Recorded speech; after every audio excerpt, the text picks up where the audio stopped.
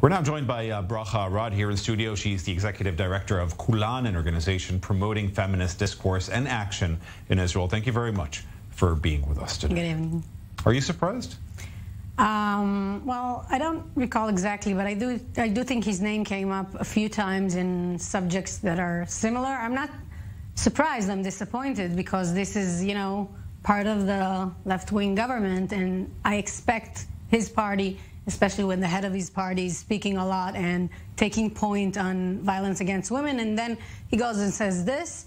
From what I understand, he later tried to retract it, but the quote is very, he's actually describing a crime of a person responsible to check sexual assault claims and just not doing it because he disapproves of the way the women who did it chose to do it. When we know of cases in the army and in other big places that when women stand up, they get shamed, they get silenced, and so I think it shows how sad the system can be, and the fact that he speaks about it proudly is just, I wish he was, scared to say it before he said it and not after.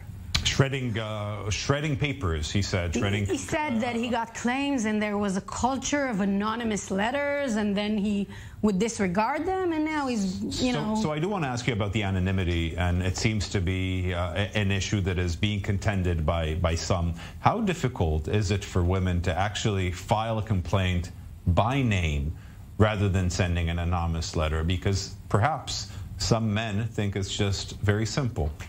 First of all, I don't think complaining about sexual violence is easy in any way. And even if you're doing it with your face in the front line of the paper, nobody's guaranteeing you that you're going to get anything close to justice. You're usually going to get, slammed all over the news and a lot of hard interviews and, confrontation with the person who hurt you. But nobody's, even rapists that are accused of many cases don't stay in jail for longer than 3 years. Most men get away with a lot of things, and I think at the end of the day, before we can ask women to put their name and, tie their future to this complaint, we have to provide them, with being able to be discreet, with some protection. We're not protecting them. How can we ask them to complain? And any trauma-affected person would say that relieving this, even if you're not saying it with your name, you're just going to somebody or handing out a paper, even writing it down, is a terrible experience. So, briefly, I want to ask, is there anything that you or other women organizations are planning to do with regards to Stern's words?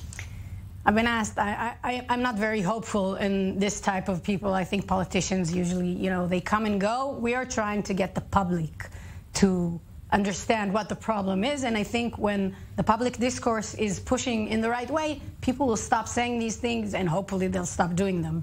Okay. I want to get comments from you also on another matter in the news today. Former member of Knesset Coletta Vital, who said in an interview to Haaretz newspaper last Friday that she was sexually harassed by former President Shimon Peres, said that she does not regret telling the story, but feels like things got out of proportion.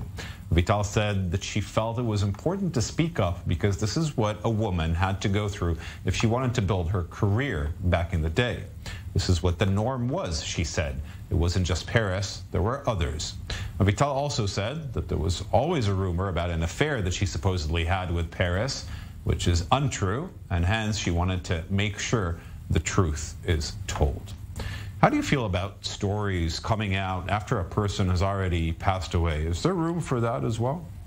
First of all, I think there are a lot of men who are too powerful to be revealed in their lifetime, and sometimes that's the only thing that you have left. I think this is a case that shows that, again, in our culture, we're looking where women are getting, ahead with their sexual life instead of looking at men taking advantage of women that they can. And we've seen this, in major cases in the U.S. as well, Harvey Weinstein and all these things. There are men that have so much power that nobody can speak up. And even in Israel right now, we had a few, exposés about people, and barely anything happened to them. The women speak and nothing happens. And so I think First of all, I think she has a right to say that it was out of proportion or in proportion. That's her story. She has a right to lead it.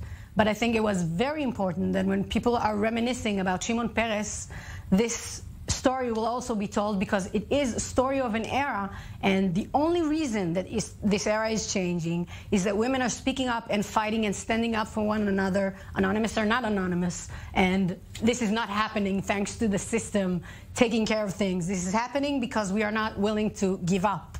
And hopefully these women that are speaking about the very, awful thing that happened to them 50 years ago will help our children not to have to go through these things.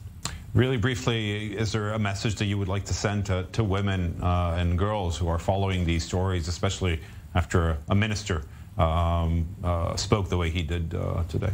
Well, I think, first of all, I would like to invite everybody to join us at the Tel Aviv Slat Walk this Friday. It's the huge event in which we can celebrate with one another. I heard people saying that Colette Avital will not be able to leave her house. She can come to the walk and she will feel hugged, because this is what we do. We support victims, and I hope that all these women, from all the men speaking and saying how Peres is nice and everything, they'll be able to hear some of our messages as well, saying that there is somebody that's backing them. Okay. Thank you very much. Thank you. Thank you for coming into our studio.